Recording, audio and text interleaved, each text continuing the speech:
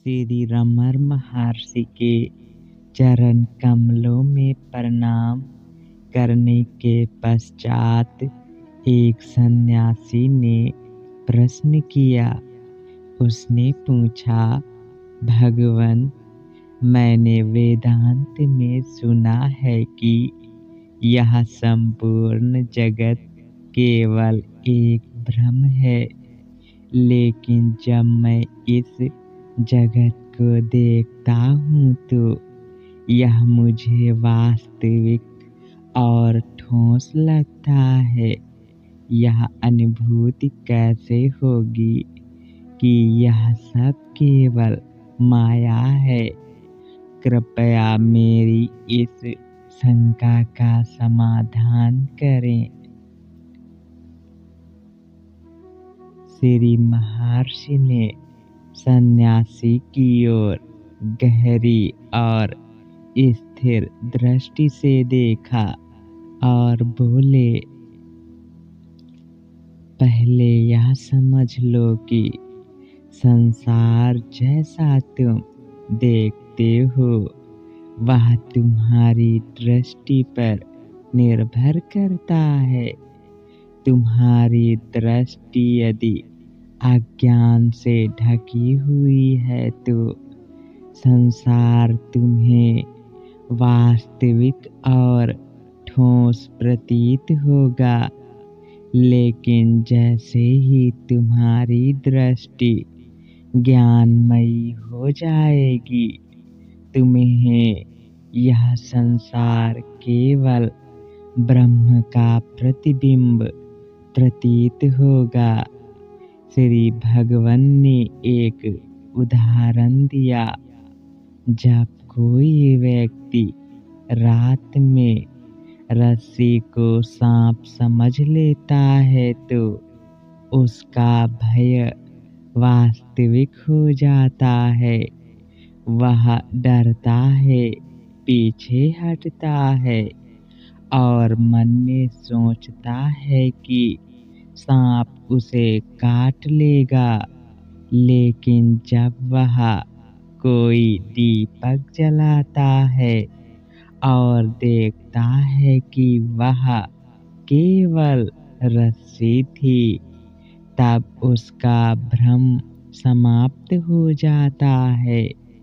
इसी प्रकार जब तक तुम अज्ञान से घिरे हो, संसार तुम्हें ठोस और वास्तविक लगेगा, लेकिन जैसे ही तुम्हारे भीतर ब्रह्म ज्ञान का प्रकाश प्रकट होगा, यह संसार एक सपने की तरह लगने लगेगा। सन्यासी ने विस्मय पूर्वक अगला प्रश्न किया, भगवन, अगर यह सब माया है तो क्या यह माया और ब्रह्म अलग अलग हैं?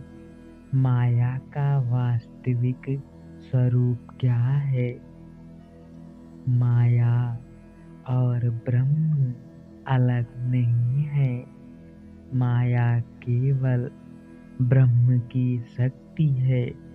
ब्रह्म सृष्टि का आधार है और माया उसकी अभिव्यक्ति, जैसे कि बिजली और उसका प्रकाश अलग नहीं होते, वैसे ही ब्रह्म और माया अलग नहीं है।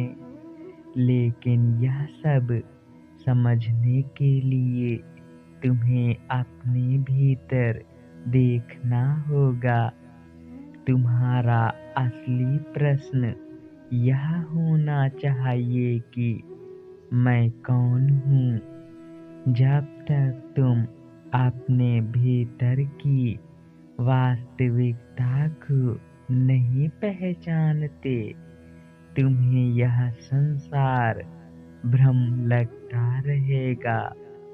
यह भ्रम तभी टूटेगा जब तुम अपने असली स्वरूप को पहचान लोगे।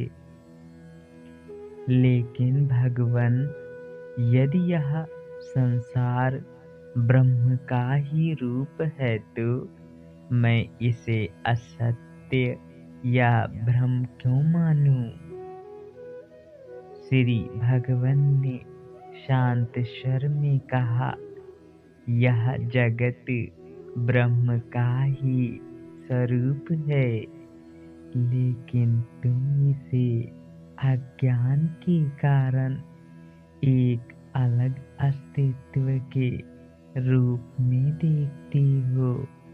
यह एक सपने की तरह है। सपने में जो कुछ भी तुम देखते हो वह तुम्हारे ही मन की कल्पना होती है। जब तुम जाग जाती हो तो वह समाप्त हो जाता है। इसी प्रकार जब तुम आत्मज्ञान प्राप्त करोगे तब तुम समझोगे कि यह संपूर्ण जगत ब्रह्म का ही रूप है। तुम्हें समझने की आवश्यकता है कि ब्रह्म सर्वव्यापी है। वह सब कुछ है और सब कुछ उसी का है। लेकिन जब तक तुम्हारा मन भ्रमित है, तुम्हें ब्रह्म की सर्वव्यापकता का अनुभव नहीं होगा। जैसे ही तुम्हारा मन शुद्ध और स्थिर हो जाएगा, तुम्हें अनुभव होगा कि तुम्हारे बाहर कुछ भी नहीं है। सन्यासी थोड़े समय तक शांत रहा और उसने ध्यान पूर्वक चिंतन किया और तब श्री महर्षि से पुनः यह प्रश्न किया, भगवन, यह ज्ञान कैसे प्राप्त किया जा सके कि सब कुछ ब्रह्म ही है? ज्ञान प्राप्त करने का एकमात्र तरीका आत्मा में स्थित होना है। अपने मन को बाहरी चीजों से हटाओ और अपनी चेतना को अपने भीतर केंद्रित करो। यह पूछो कि मैं कौन हूँ, और इस प्रश्न का उत्तर अपने भीतर खोजो। जब तुम इस प्रश्न का उत्तर पा लोगे तब तुम्हें यह अनुभव होगा कि तुम्हारा वास्तविक स्वरूप शुद्ध चैतन्य है। तुम जो ब्रह्म को जानना चाहते हो वह ब्रह्म तुमसे अलग नहीं है। ब्रह्म तुम्हारा ही स्वरूप है, लेकिन तुम उसे बाहर खोजने का प्रयास करते हो। जैसे ही तुम उसे भीतर खोजना शुरू करोगे वह स्वतः प्रकट हो जाएगा।